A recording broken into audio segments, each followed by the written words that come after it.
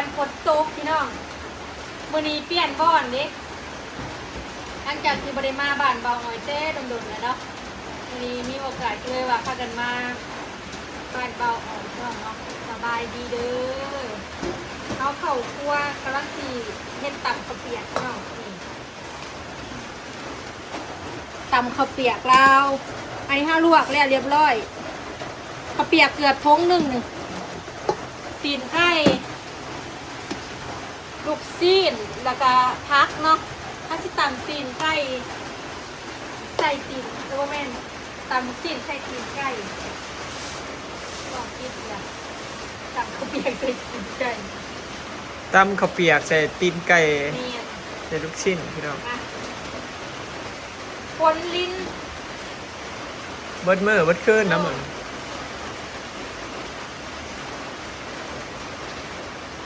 จิกเพนจิกเลย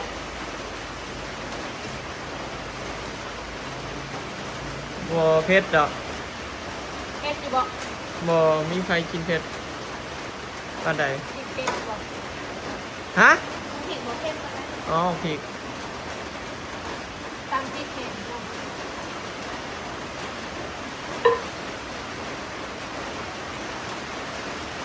ตำเสียบ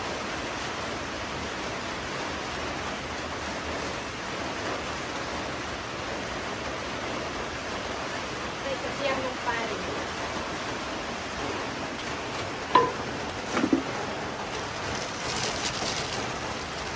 อันเซมก่อนพี่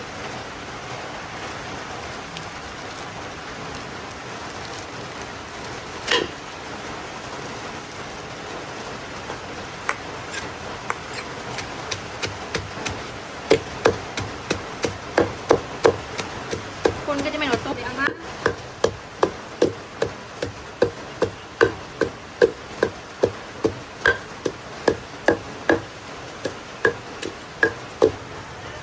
ใส่กะปิลงไปพี่น้อง นัวตำแซ่บๆรสกินจนข้ามไปลูก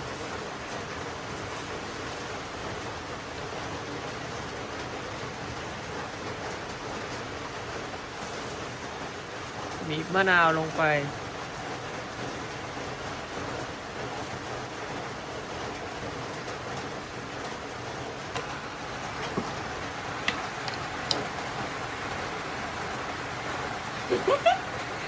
หัวล่น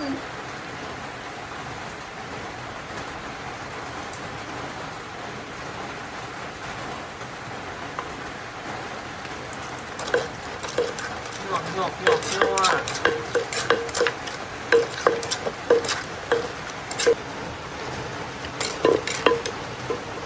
เป็นได้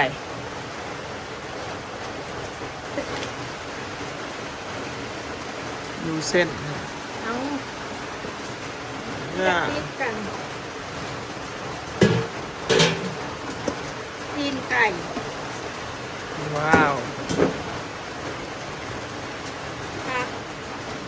ถ้าแม่นอลีเทนอะไรสิว่าว้าว แม่น ว้าว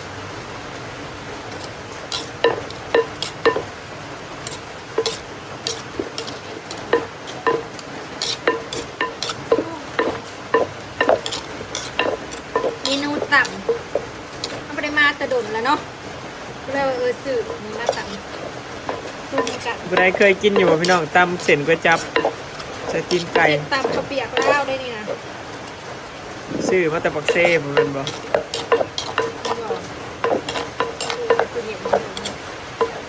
ต่ำแข่งกันกับเสียงคนพี่น้อง อ่ะหยวกหยวกหยวก มันกระสู่ความแซ่บอะไรล่ะโอ้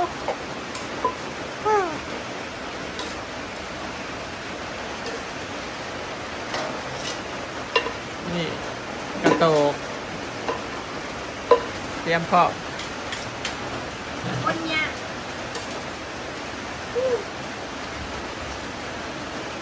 ยิ้มด้วยเดินไปใช่เลย พี่เตยไปละมาชิมมัน แซ่บป่ะ ดีป่ะก็พอดีไหม พอแต่ประเด็นอีกเป็นยัง ใช้ปลาแดกอีกแม่น อายุ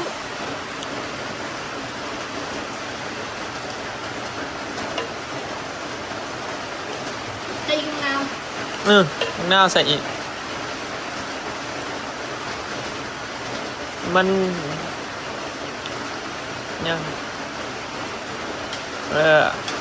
นวดไป สิคนหัวหรือเปล่าเด้อ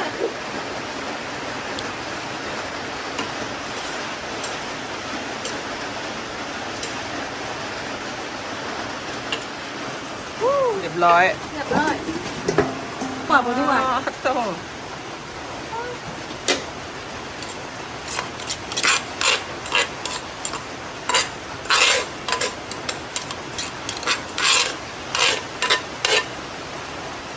ก็แซ่บป่ะพี่น้องเนี่ย เธออยากมีน้ำมันขุ่นด้วยไป ไปกินกันเลยเนาะหอมกระเทียมเจียวพี่น้องหอมเจียวนะผมมีชื่อมาแต่หานตำหันเพอ จะเจียวใหม่ๆเลย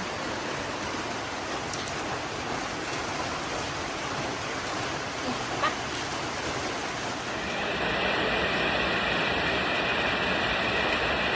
นี่เป็นเสียงฝนอาจจะมานั่งนี่นะ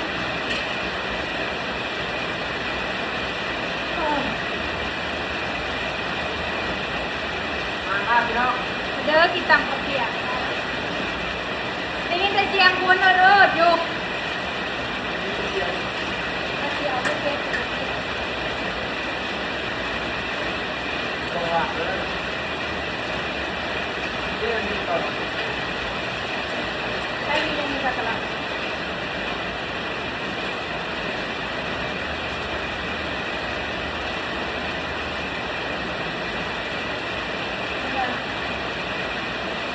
จังบ่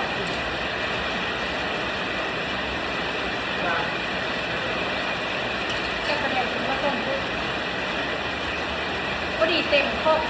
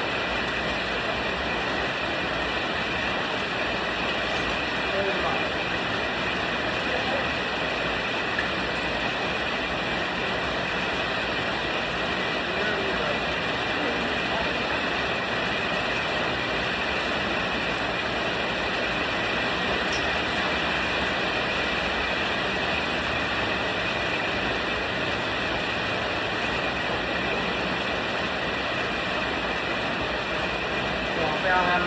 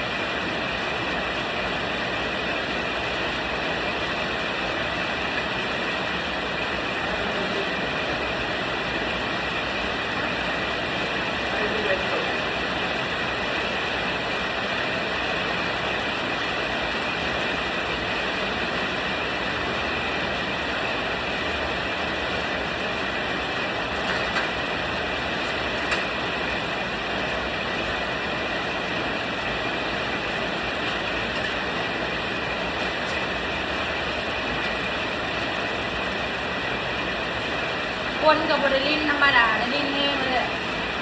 ก็มือไปเป็น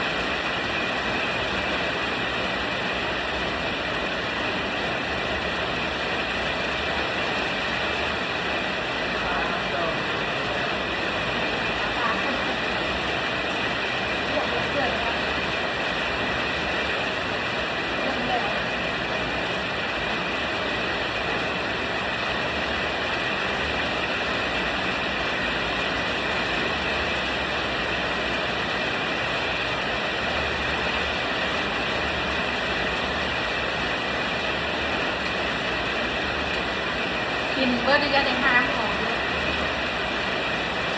ยายใจเราเป็นเต่าเลยยายใจเราเป็นเต่าอยู่บ้านป้า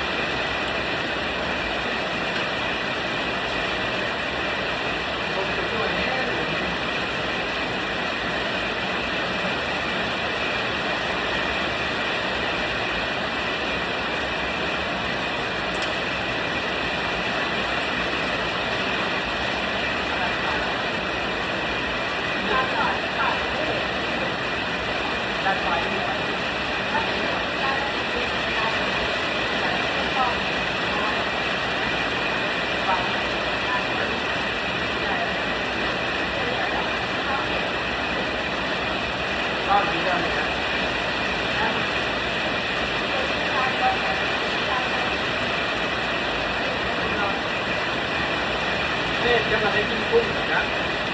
กุ้งร้องงานกุ้งยางมากกว่าที่เขาไว้เลยต้องมาต้องมาลงแล้วก็ต้องมาลงเขามาดูไปก่อนนะนั่งทานร้านยากนะยากเขาไม่ได้ก็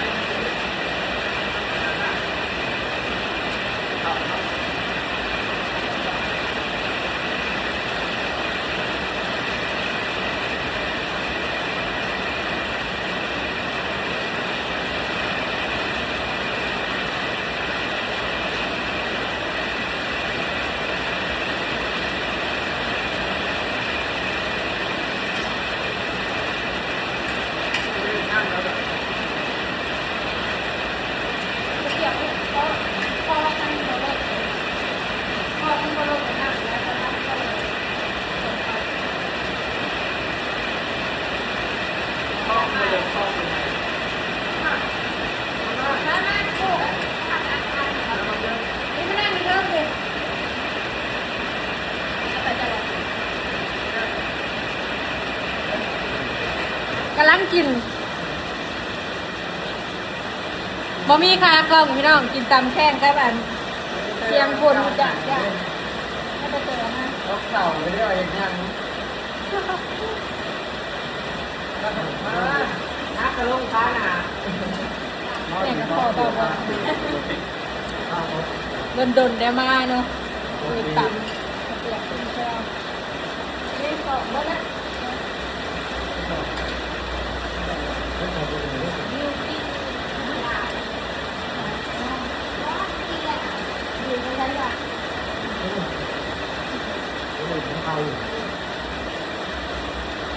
โคตรว่าคนนี่ว่ะ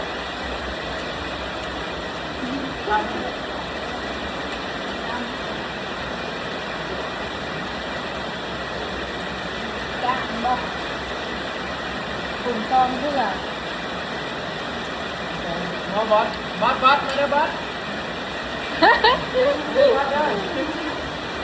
พ่อกับแม่เพิ่นป้าบอดพาไปหาเฮ็ดให้เด็กหน่อยมันพ่อกับแม่เพิ่นเพิ่นไปกรุงเทพ บอสเป็นกิจตลอดนะโทรหาร้อยตลอดรอบง้อว่างง้อกระโตมาแล้ว เวลาเขาเกเวนะสิตายแล้วเนาะ